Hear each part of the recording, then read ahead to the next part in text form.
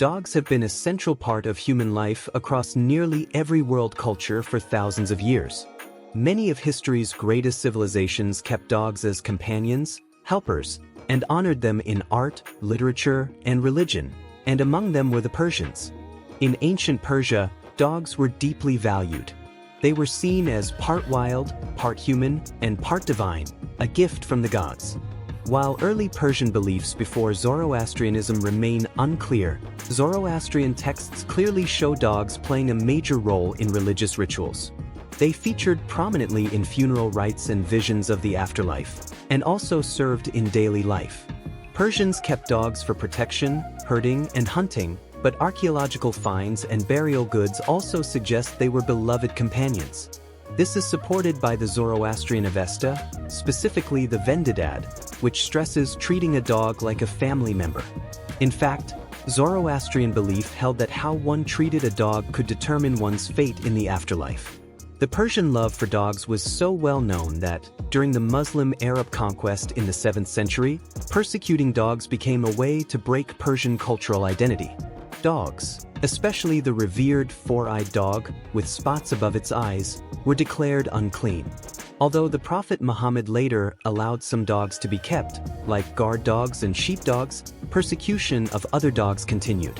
Even today, the Iranian government still imposes restrictions, though milder than before, while many Persians and animal rights groups work to restore dogs to their honored place in society.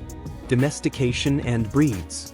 The origins of dog domestication remain debated, but evidence suggests that by 12,000 BCE, dogs were already living closely with humans in the Near East.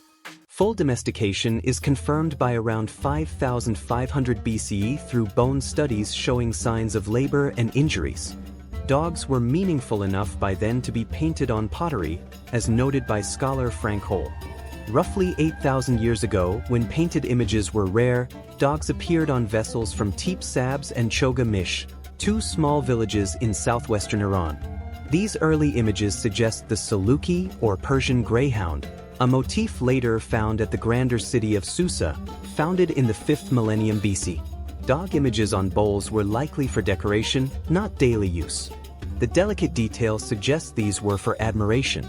Though Seleucus are most often depicted, other breeds were also known in Persia, including Afghan hounds, Alabai, Central Asian Shepherd, Persian Sarabi Mastiff, Shtar dog, Kurdish Mastiff.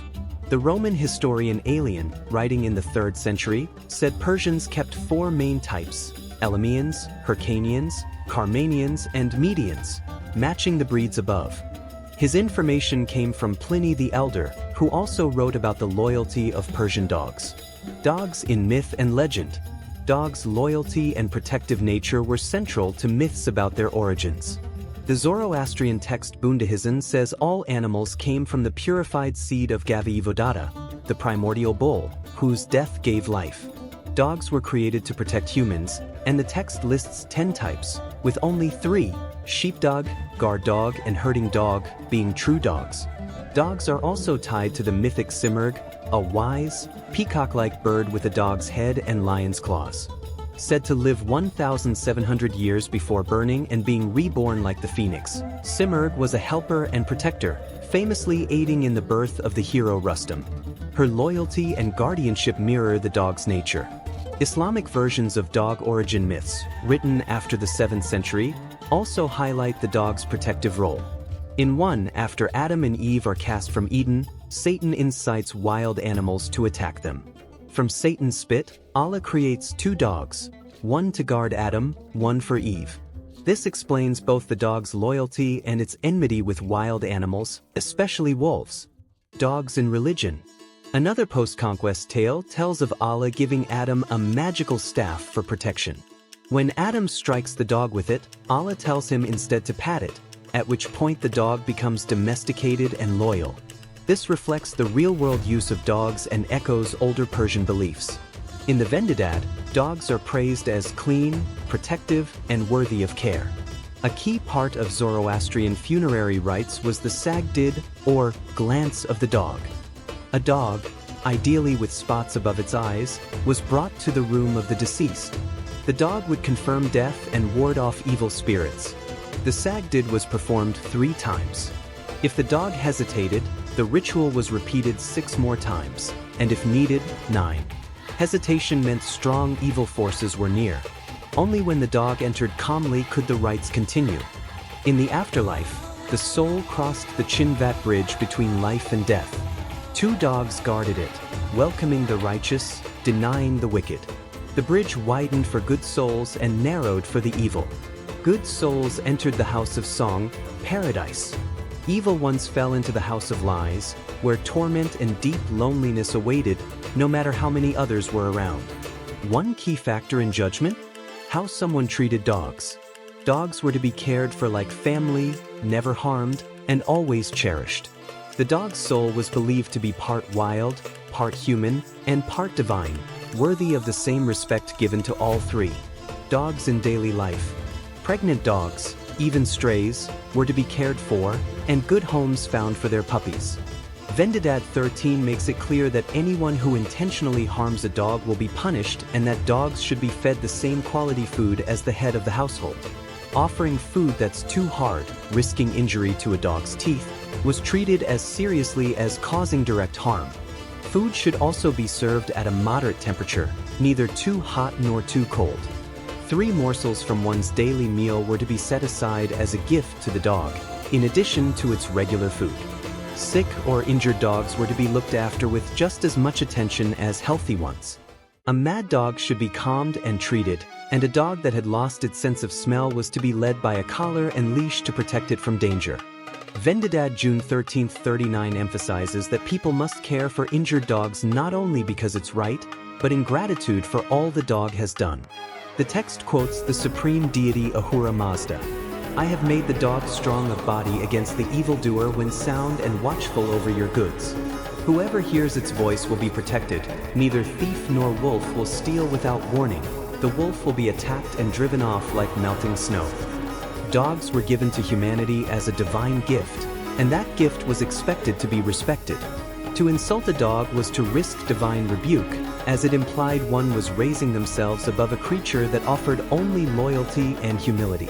Punishments for deliberately injuring a dog included being beaten with up to 70 stripes. If someone accidentally harmed another person's guard dog, herding dog, or hunting dog, they had to pay for treatment and compensate the owner if the dog could no longer perform its tasks. The most frequently mentioned types were hunting dogs, guard dogs, and herding dogs. These were likely the Saluki and Afghan for hunting, Shtar and Sarabi Mastiff for guarding, and the Alabai for herding and protection. These dogs helped secure food, protected homes and property, and kept livestock safe in the fields. They also protected individuals and families, and were even linked to health and healing. Even outside of religious ritual or visions of the afterlife, dogs were a vital part of Persian daily life. Conclusion: after the Muslim Arab conquest in the 7th century, dogs were declared unclean, despite being mentioned positively in the Quran. This move is widely understood to have been political, not religious, meant to devalue a cornerstone of Persian culture. One of the Quran's most famous stories actually honors a dog, the loyal guardian of the 7 sleepers of the cave, who understood divine truth and is portrayed as righteous. Surah 18:9, 26. Muhammad initially ordered the killing of all dogs, but later revised this, recognizing their value. He limited the ruling to black dogs, associated with evil, and 4-eyed dogs, which had spots above their eyes. This specific targeting of the 4-eyed dog, a sacred figure in Persian belief and funerary ritual, appears to have been a direct attempt to suppress Persian tradition and assert a new cultural order. Eventually, Persian culture heavily influenced the Muslim Arab world. Its art, architecture, and customs became central to Islamic civilization. However, the dog never fully regained its place, largely due to religious requirements for ritual purity before prayer. As dogs were considered unclean, their presence made maintaining that purity more difficult. Even so, many Muslims around the world today own dogs. In Iran, government restrictions are far less severe than in the past. People are allowed to keep dogs for guarding, herding, and hunting, just as Muhammad permitted, and just as the Persians had done for thousands of years. Still, Periodic crackdowns on dog walking and ownership occur, often as attempts to discourage Iranian society from adopting Western cultural practices. These efforts ignore a deeper truth. Persians were among the first and greatest champions of the dog.